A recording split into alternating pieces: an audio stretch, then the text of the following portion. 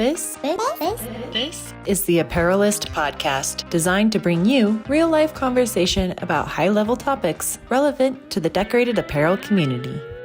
What is up, apparel decorators? It is absolutely crazy to think that we're sitting here today recording the second to last episode of 2023, November 2023. It feels really weird to say that. When we launched this podcast, it was with really high hopes that we could provide all of you listeners with expert insight into topics like better company culture, implementing sustainability practices, and more. I have to be honest with all of you, this has wildly exceeded my expectations. I really feel throughout the journey that this podcast has been on that we've covered everything from, how to determine the best decorating practices, how to protect your business from cybersecurity attacks, even how to add hard goods to your services. All of these topics have been so rock solid. And a huge reason why this podcast has done so well is because of our amazing guests, like the guy joining me today.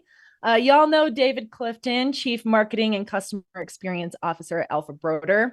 He and alphabroder have been just awesome partners to work with on this podcast. David and his team have spoken on some of the most important topics decorators need to focus on. And today, of course, that is the case. We're talking about how to close out Q4 with a bang.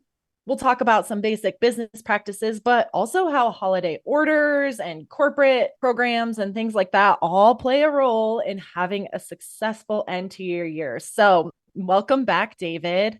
Thank you very much, Cassie. Good to be here. Yeah, absolutely. As always. Hey, we love having you guys on this podcast. And I have to say, finally got to see David again in person at Printing United Expo a few weeks ago in Atlanta.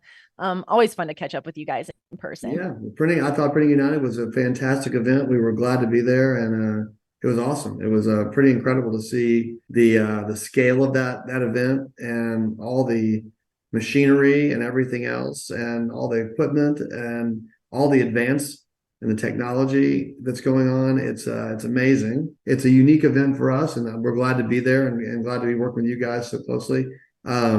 It's a great event though, because it really, for us, it's a different conversation than we normally have, because these are not typically in mass apparel decorators. They are decorators of all kinds of products, signs, posters, anything you can print on, basically.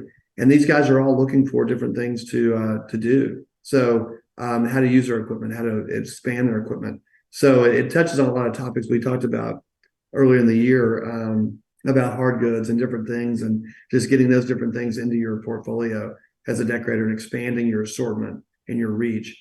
It's really cool. And more and more, the decorators really are, in our view, kind of this window to the world. We tend to kind of look at this ASI space and this promo space, but really, I think decorators are obviously play a critical role in facilitating that space, but it's really the tip of the iceberg for what the decorator community does in the market and all the things they touch. And it's super exciting for us because most decorators have customers. Most of those customers have customers of their own, and they have brands, and they have employees, they have team members. And so all these things touch apparel, touch hard goods, touch all kinds of things that decorators can expand and sell more to their customers. So it's really a unique opportunity, and we love that show. It was our second time to be there, and look forward to it again. It's really a cool conversation to have. And the other thing about decorators is these guys are really creative. They're creative, they're innovative, they're problem solvers, and it's phenomenal to have those discussions with these guys in that forum, where you're staring at all this equipment, all this machinery, all this technology, and thinking, how do we take this to market? What can we do? How much more can we do? And how can we expand what we're selling to our customers? So we love being in the middle of that. And it's really fun, really cool. So it's a great show, great event. Well, I love hearing that. And as I was listening to you talk about that, it kind of blew my mind how intertwined the printing industry is, and how much, kind of like you were saying, there's so much working together and so many opportunities to grow and expand and explore all these cool new things.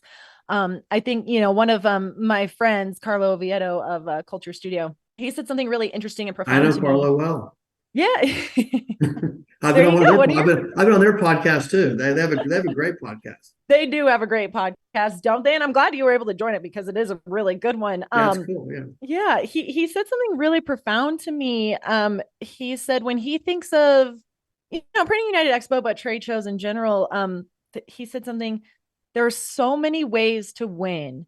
And I think that was really exemplified at the show. So I was really excited to be a really part good of way that. to put it. It's a really well put. Yeah, it was. And that has stuck with me very solidly throughout moving through the end of the year. And perhaps that's a good segue into the topic of our conversation. There are so many ways to win. And especially as you think about end of the year planning, going into next year, it's always hard to like future cast and plan, but there are a lot of good things decorators can do, right? So, we're already partway through Q4. So David, in your opinion, how can decorators make sure they're closing out the year with success when it comes to all of these final orders, these final things that they need to do to wrap the year? Most of the decorators at this point, if you're going to succeed in Q4, you're already succeeding. You've got your orders lined up. You've been working ahead. We certainly encourage that even as early as August and September, getting into and saying really getting orders organized ahead of time. We all know the peak season in this space, and we're standing in it right now. I'm sure most decorators will be listening to this sometime in late November after they're done working 24 hours a day, 7 days a week. But so I think the key is preparation really and getting ahead of it. And we obviously encourage that on our side of it, getting out, talking to your customers ahead of time, getting those holiday plans, getting those gifting plans organized. And it's a great conversation to have. And it's a good conversation to have in the August, end of August, September timeframe, which seems kind of crazy. At least in Texas, it's super hot then, but right now it's like 50 degrees here. So, when the time comes, you need to have already had those conversations to make sure that from a capacity standpoint, and most importantly, from a delivery standpoint, you're able to deliver those things. So really, everything we do all year long is super important. It's usually event driven and activity driven. But nothing kind of more important than that holiday gift or that program that's geared towards a thank you or an appreciation during the holidays. It really loses its steam if it doesn't hit in that window. So I think really preparation is the key. So we should next time, I think, have this holiday session in September. I think it's like that's when you really want to have the holiday session is probably last of August or early September. Yeah, well, but let's go into that then. So we're already in it. We're already totally immersed. Holiday orders are rushing in. So then what's the key to like avoiding burnout or making sure like you take it home? Because when I think about like you mentioned working 24 hours a day, it is chaos. It's crazy. It's really easy to sort of say, not throw in the towel, so to speak, but it might be really easy to say, you know what, I'm tired. I just can't do it. Like, it's too much. I'm burned out, things, blah, blah, blah. Like this order falls through the cracks, whatever.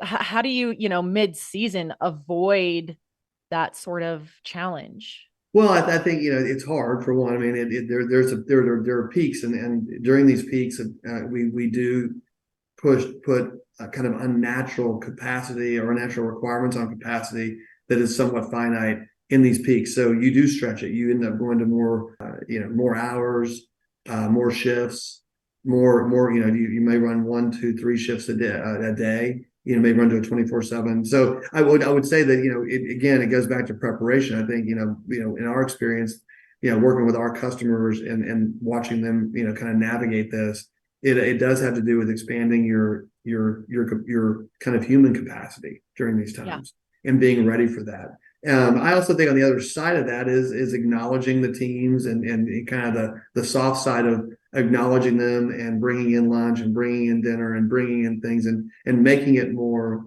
the stress is there and the workload is there, but trying to do things that kind of ease that burden a little bit is always helpful. And trying to, kind of focus on the team during this time and find things. And like I said, just acknowledging what's going on and the throes of it and the heat of the battle.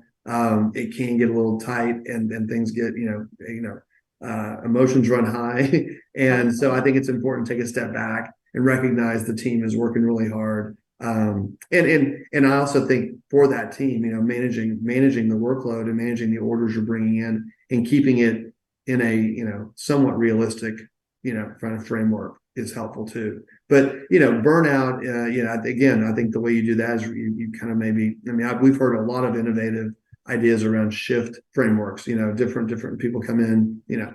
3 days a week, work 10 hours a day, and then they're off the next 4, then come in, kind of just different. I mean, it's like I said, decorators are some of the most creative people I've ever been around, and they are problem solvers, and they're constantly trying to figure out, and probably, the most important asset they have is their team, are the people that are actually working the machines and working the equipment and making sure these things get done. So I think acknowledging that is just key. And then, there's just, during this period of time, this crunch time, there is, you can't squeeze another 5-6 hours into the 24 we have per day. So it is what it is. I'm wondering, what do you guys do from a supplier perspective? I mean, because it obviously is a busy time for you too, right? Sure. So are there any examples that you can share that, you at alphabroder practice, or things that you all do to sort of like when you're in the throes of it to sort of ease that, or any examples you can give us? Well, yeah, I mean, again, as you guys know, we moved to we automated all of our warehouses with Locust technology, robotic technology, Yeah. which helps a lot. In our case, it helps a whole lot with basically managing our temporary labor.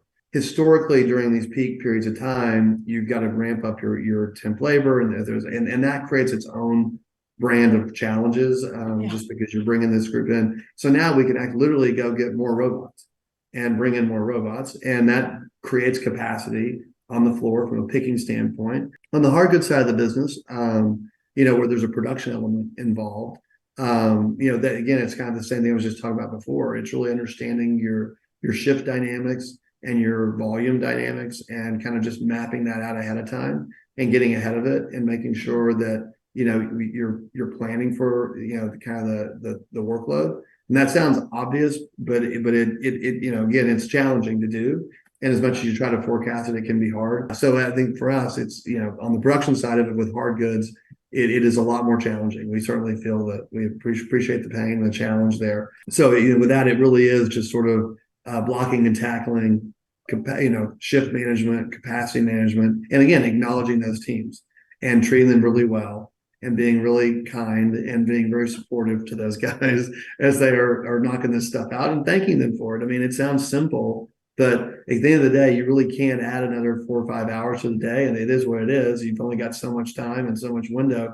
So it really is about kind of the blocking and tackling and making sure that works. I will say on the apparel side of it, the robotics helps us ramp up and down a lot more methodically, and again, it's very, I say simple. I'm not the ops guy, but they've got a system there that allows us to dial this thing up and down, which is super helpful, and again reduces our need for that temp labor, which again I think is a real challenge, especially for the decorators of the world who really temp labor is not really an option. You have to have people who know how to operate the machinery. Right. It's super difficult, and that's what I mean. In that world, it's all about that your team that you've got there, and that your commitment to them and their commitment back to you, and everyone kind of looking at each other and saying, we got to get through this.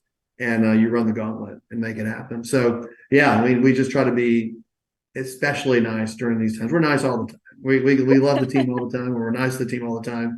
But during these times, you really want to go that extra mile. Right. And it really ties back to that whole topic of company culture. Have you built your company culture in such a way that when things get crazy, that's right, the team feels supported? Yeah, that's exactly right. You kind of, it's kind of like, this is the Super Bowl. This is when things really matter, and they always matter. But this is when you need that team, and this is what tests culture. Cultures get tested during these times, and you can learn a whole lot about your culture and your team during these times. So I think it's great, good opportunity. Right. So shifting gears a little bit. Okay, so obviously at this stage, I would say the vast majority of holiday orders and all that stuff have been placed. Right, we're already in the throes of it. That's not a secret. But something fun I was kind of thinking about this might be a great opportunity for decorators to throw in those last minute holiday add-ons to sort of promote that they offer these other items. Last time we had our podcast episode, we talked about adding hard goods. Mm-hmm. Maybe a decorator's at the stage right now where their customers don't yet realize that, the decorator can do the hard goods, can fulfill those promotional products orders. So this could be a great time to promote that side of a decorator's business. So talking about, some last minute favorite holiday items that you can quickly add to an order. What are some of your favorites? What do you recommend? Well, I mean, we have a bunch of stuff on the hard goods side of our business. I mean, again, in the holiday time, it tends to be to your point. I mean, of decorators bringing in hard goods. I think this is a really good area to talk about. And again, it's probably like right now is if you're just doing it now, that could be challenging. But we actually sell a bunch of gift sets, that are, drinkware and some hats, gloves, things like that come together on the hard goods side of the business that we think they do really well during this time. And you mentioned, kitting is a huge thing, and these things come pre-kitted. But that's an opportunity decorators really have. And we actually have seen in the last year, since we've gotten kind of more with hard goods on alphabroder.com and driving them through alphabroder.com, we've seen a real big uptick in blank hard goods sales to decorators. So I think the apparel is just working. We're seeing this happen. We're seeing more and more decorators buying blank hard goods. And I think one idea would be, and again, it's not too late to do this now, is to have some drinkware products, probably the easiest from a decoration standpoint, and maybe even from a storage standpoint. Have a few of those things on hand that you can just sort of say, yeah. And most decorators have the ability, whether it's pad printing or etching, to get that onto a drinkware. And so I think it's a great idea to have a few things just sort of stored up that you could go to your customers and say, have you thought about this during this time? And it's also different than apparel. So if you're getting hammered in apparel, can you use some different machinery? That's what I would say is look at the machinery you've got and look at what's being occupied during this time and what machines are being most occupied, and therefore maybe what machines have some capacity, and then look to some hard good products, whether those are maybe even bags or a backpack or something kind of cool like that you can take, that you can use your existing machinery to decorate and add that as an offering to some of those customers who you haven't heard from yet, or that appear to be behind in the holiday spirit. We like the drink sets because, at least on our side, a lot of promotional product distributors are buying those from us, obviously for their corporate customers. But on the decorator side, some have some kitting capacity and kitting capabilities, which is great. So getting a few of those blank hard goods in there would be good to have on hand as the holiday season progresses. And some of those are a little more short lead time, like drinkware or bags that you could kind of turn easily. And again, some of these hard goods are kind of a little bit harder to decorate. But I mean, the one thing I like too during this time is to think about, if you're talking to your customers, looking at everyone kind of has the holiday window. But I think a window that's available is probably like January, like New Year, like fitness, things like that. Like, what are you doing in the new year to start the new year? And a lot of people have holiday cards, but I mean, at least in our family, a lot of family and friends, we get tons of holiday cards from people. But I actually like those people who have gone to do the New Year's card. Yeah. They don't do the holiday card, they do the New Year's card. So kind of the same thinking here. You could, think of your customers and especially ones maybe who haven't come through in the holidays, just reach out and say, hey, what are you doing for your customers for the new year? And because I think that's really a great idea. January is a pretty slow month typically in our space. We're all at these crazy shows typically, but there's an opportunity there to use that new year period of time to go out with some cool fitness stuff. I think that's a great thing. Fitness, maybe technology too, that are a little bit more progressive heading into the new year. Kind of your New Year's resolutions, things like that. I'm going to make it happen this year.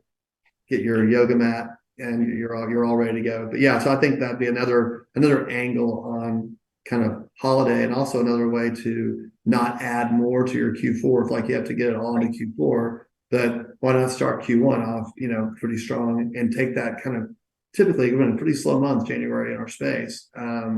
Go find some opportunity there with some couple of different categories, fitness, tech, things like that. Yeah. And that's actually something I really wanted to talk about, because we talk about all this preparation for holidays and you got to prepare months in advance. Why not prepare in advance for the new year, for the new Absolutely. Q1. Like you said, Absolutely. it's no secret that January is a little bit slower. You kind Yeah. of run into a little lull. How do you best prepare for that? And I Yeah. think, it sounds like decorators should start. I know they're crazy busy, but they should start thinking about it now. Pitching that now. Well, but yeah, the guys pitching this are probably not the guys running the machines. So there's plenty of room, plenty of time for you guys who have gotten all these orders in during the year, and you've got your holiday stuff stacked up. You're doing a great job. I would start looking ahead and let the team get this stuff executed and look ahead and start adding more stuff to the list for January. Yeah, it's a good Yeah. opportunity. Yeah. You kind of talked about looking at, from a blank perspective, thinking about like fitness gear or things like that, but maybe from like a business perspective, what are some things that decorators could be evaluating now to really kind of kickstart their new year? Like, are there any things that they should be paying attention to, processes, workflow efficiencies, things like that now that they could carry into 2024? Yeah, well, I mean, well, sure. I mean, I think again, I think like we talked about, I think you discover lots of things during this time, Yeah. usually, and I think it's wise to solve the problem real time, obviously, to address near term deliverables and things like that. But taking note, if you're seeing, different pressure points in your processes, different things that are kind of things that break down that you deal with real time, but it probably isn't the pure fix. So I would be taking note of how you are performing right now during this time, Mm-hmm. and what can we do. Again, talking about fitness, how do you get the business more fit heading into Q1 as well? How do you start the year off from a business fitness standpoint? And thinking in terms of that, what is our run rate? How are we doing fitness wise? What's our heart rate? How are our vitals during this period of time, and how do you assess the vitals of your business heading into kind of the Q1 period? And again, for better or for worse, I mean, we do tend to kind of December and January kind of slow months, which is nice because it's hard heading into those. So, but during those times, kind of assessing, again, the vitals of the business and Yeah. where are their weaknesses and where are other places we could shore up. Certainly, process and production management and process management always critical. The more and more heading, and we just hear more and more about print on demand, production on demand, and so things like that. Just kind of assessing maybe where you are from a capability standpoint, and looking at your capabilities and thinking, do I need to, coming off that Print United show, do I need to add stuff? I Yes. can't imagine running a production shop, going to that, and like you'd be like a kid in a candy store, like what should we buy? But what are those things out there, and heading into 2024, into an industry and a space that's already kind of quantities per order already coming down, personalization's increasing, production on demand is, everyone's talking about it. It's already growing at a massive clip. So, are you going to participate there? If so, how? Kind of assessing some of those things. Yeah. And I think a great way to do that, like you said, is evaluating at trade shows like Printing United Expo. Is there equipment here that I can add that brings new opportunities, and evaluating, are there business practices that I can tighten and things like that. So lots of questions. It sounds like the decorators should be asking themselves and then Yeah, answering. for sure. No, and I think you guys, again, I thought the Printing United, the initial kickoff, the kind of keynote kickoff, I thought was really interesting. Talking about the convergence, we talked about that kind of in the beginning of this, the convergence of all these different things and onto into the production world, and thinking about where do we fit with our existing product machinery, kind of portfolio. What are we missing? Anything? Are there opportunities out there? Kind of assessing that and determining, kind of what that would look like. Again, before we know it, we'll be having the same conversation about, peak periods. Again, it's spring. I mean, spring is another peak period of time. And, kind of, it's not quite as crazy as holiday or as pronounced as holiday, but, April and October tend to be the two biggest months kind of around, from a buying cycle standpoint. So, yeah, it won't be too long for you're kind of considering those same things in the spring. So now's the time to think about that. Well, there you go. See, if any decorator out there listening needs like a big takeaway tip from this, it's that you shouldn't just prepare for holiday season. You should prepare for summer season and spring season, all these peak seasons that we have. Like, key is preparation. Without a doubt, that is probably the key takeaway. Preparation, be prepared. Very cool. Well, David, again, thank you so much for joining us this month on the Apparelist podcast. Where do decorators need to go to learn more about alphabroder, and what resources do you offer? Alphabroder.com. It's all right there. Alphabroder.com. Deco Hub on alphabroder.com is a space specifically for decorators. So I would welcome everyone to go there, check it out, and give some feedback to us, ask some questions, provide some input. Please let us know. We want that to be a place where decorators can go and learn some things, ask questions, and also provide insights. It's one of our favorite things about working with decorators. The collaborative nature of decorators is really cool and really unique, and it's really neat to see. And we really love seeing how they all work together, even like a Pretty United type show, where you just see that they're all talking and they're all trying to just improve the whole thing, improve the whole deliverable, improve the product, make each other smarter, make each other better. It's really cool to see that. So Deco Hub, alphabroder.com, check it out, help make it better for us. I could not agree more. And I myself visit Deco Hub weekly because I love seeing what decorators are up to, what they're talking about, what the hot topics are. So that's a really phenomenal resource. We've also got apparelist.com as sort of a similar resource where we are, again, let's just give decorators a voice. Y'all are on the front lines. We want to hear what you have to say. So awesome. Well, that's everything for us today, guys. Thanks, David. You're welcome. Great to see you guys again. Thank you.